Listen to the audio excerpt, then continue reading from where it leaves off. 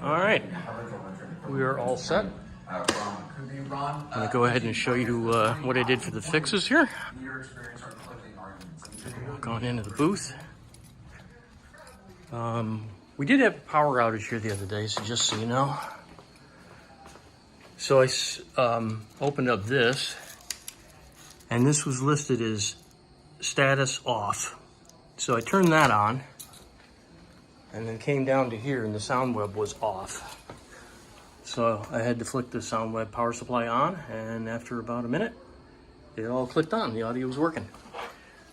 And then of course this, yeah, that was dead.